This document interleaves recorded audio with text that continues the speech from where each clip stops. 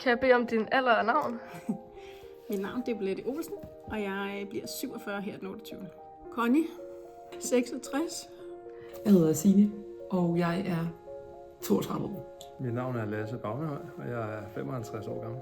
Jeg hedder Maria, og jeg er 42. Jeg hedder Søren, og jeg er 73 år. Har du fået børn, imens du har arbejdet på en arbejdsplads, og hvad er din oplevelse af det? Det har jeg. Jeg har fået børn, mens jeg arbejdede i butiksverdenen. Det var fint. Jeg er inde i den generation, hvor man har lang barsel. Så jeg har haft barsel en måned før terminsdato. Og så har jeg haft op til 9 måneder bagefter. Jeg har ikke fået børn. I dagens Danmark fungerer ret godt. Jeg ved, at der lige har været sådan, det er lige blevet vedtaget, at nu skal alle mænd også have 11 ugers øremærket barsel. Det vil sige, det skal de tage. Så på den måde så bliver det mere og mere lige fordelt mellem kønnene. Jeg har fået 4 børn, mens jeg har arbejdet på en arbejdsplads. Og min oplevelse af det er, at jeg nok gerne ville have haft lidt mere tid sammen med børnene, mens de var små. Da jeg fik børn, var det ikke almindeligt, at mænd holdt barsel. Tror du, det har ændret sig siden, at der er mere tid nu? Ja, altså du mener for mænd? Ja. Ja, det tror jeg, det har, det synes jeg er godt. Ja. Jeg fik faktisk børn, mens jeg var studerende, og lige efter min enduddannelse. Og så havde jeg et studiejob, hvor jeg så gik direkte på barsel. Ja, jeg har faktisk mange børn. Jeg har 5 børn med min første kone. Jeg arbejdede, mens i det første barn, der gik jeg på seminariet. Og med alle de andre børn, der har jeg arbejdet. De er kommet sådan over mange år. Hvad var din oplevelse af det? Sådan, hvordan havde du det med at skulle arbejde, imens de voksede op? Det var ikke fordi, jeg tænkte så meget over det på den måde, og det var jo heller ikke fordi, at en barselperiode dengang var jo ikke så stor. Jeg tror, at med det første barn var det 3 måneder eller sådan noget højst. Vi gjorde det, fordi vi skulle, og fordi det var nødvendigt. Det var en del af den måde, vi levede på tilbage i 70'erne og 80'erne. Hvis du har en partner, tjener de mere end dig, og hvis de gør, hvad er forskellen på jeres job? Ja, nu tjener han mere end mig. Det har han ikke altid haft gjort, men han er steget i graderne lidt anderledes. Da jeg var ung, der tjente mændene jo mere end mig. Mm. I dag tjener vi jo næsten nogenlunde det samme, ikke? Ja. Har det været meget forskel? Sådan, har det været sådan drastisk? Eller Ja, sådan, altså, det har der. sådan dobbelt så meget? Ja. Eller? Ja. Jeg har en kæreste, og han tjener faktisk mindre end mig. Min nuværende kone tjener stort set det samme som mig. Jeg tjener en lille smule mere end hende, men det er nogle få 100 kroner, der skiller. Hun er fysioterapeut og er ansat i det offentlige. Vi tjener sådan nogenlunde det samme. Dengang, nej. Og nu, ja, fordi jeg er gået delvis på pension. Jeg arbejder jo kun meget få timer her nu. Jeg synes, at jeg var den, der tjente lidt flere penge til familien end min partner. Og hvad arbejder partneren som? Dengang var hun sygeplejerske. Nu er jeg så blevet skilt og fået en anden kone. Hun er så sekretær. Ja. Hvordan var dine forældres hverdag, om de var hjemmegående og arbejdende? Min mor har været hjemmegående, mens jeg var lille. Jeg tror, indtil jeg var 4 år. Indtil jeg var 4 år, der var hun hjemmegående. Og så var hun tilbage på arbejdsmarkedet. Og min far har altid arbejdet. Min far, han er landmand og alt muligt andet, mekaniker og så videre, og min mor er sygeplejerske. Jeg er den ældste ud af 4, det vil sige, at da jeg var 9 år gammel, så var alle mine søskende under mig, det vil sige, at det var ret mange børn under 9.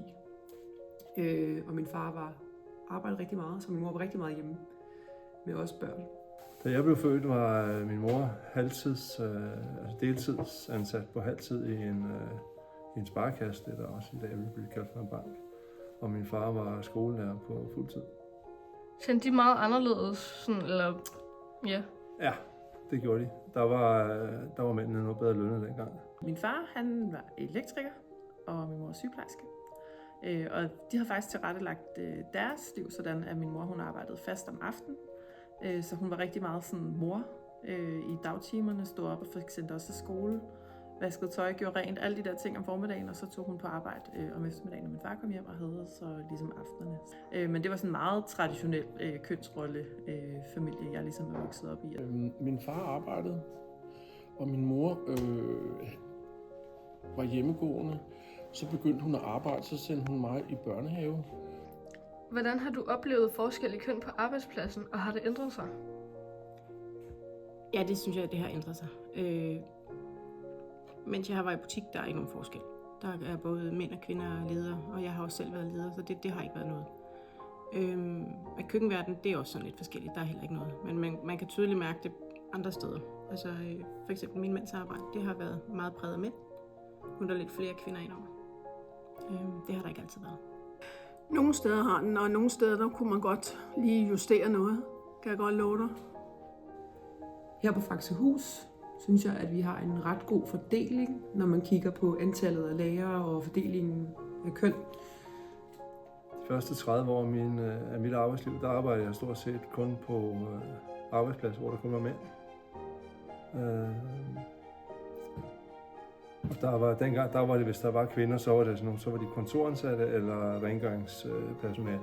Da jeg var barn og gik i skole, der var det klart flest mænd, der var lærer på den skole, jeg gik på i hvert fald. Og i dag går mine egne børn på den samme skole, som jeg gik på, og der er det langt flest kvinder. Der er det 80% af lærerne er kvinder på den skole i dag. Jeg synes faktisk lidt, det har ændret sig. Og jeg tror, det hænger lidt sammen med sådan, hvad skal man sige, den nye sådan bølge af sådan feminisme. Ja, det synes jeg. Man fik faktisk en bedre arbejdsplads ud af det, ved at vi var både mænd og kvinder på arbejdspladsen. Det er noget, jeg har været med til at drøfte gennem mange år, helt tilbage fra 70'erne og frem. Hvad er den mest positive ændring, siden du var barn? Altså, er far lige så god som mor? Der skal ikke være... Selvfølgelig kan mor trøste nogle ting, men jeg synes, det er fint, at der er lige fod. Da jeg var barn, så tror jeg, at man talte meget i to køn hele tiden. Drenge og piger. Meget, hvis man for eksempel i idræt, så var det tit sådan, pigerne går herover, drengene går herover. Og det synes jeg har ændret sig. Hvis man skal se noget positivt i skilsmisser i dag, der er det, at kvinder i dag har meget nemmere ved at klare sig. Ja. Sidste spørgsmål. Oplever du, at der er mange kulturelle og arbejdsrelaterede forventninger til dig som kvinde i ungdommen? Nej, det synes jeg egentlig ikke. Ja, nogle gange. Jeg tror ikke, jeg mærker, at de forventninger, der er til mig, er enormt sådan kønnede. Det er ikke min umiddelbare oplevelse. Jeg oplever det tit, at folk kommer til mig, hvis der er et eller andet, som er fysisk krævende, der skal udføres, i forhold til, at de lige så godt måske kunne have gået til en kvinde. Ikke? Jeg ved ikke, om det er, fordi jeg er kvinde, eller om det er, fordi at jeg er sådan, den jeg er. Måske er der nogle gange lidt mere en forventning om, at kvinder sådan også måske lærer faget.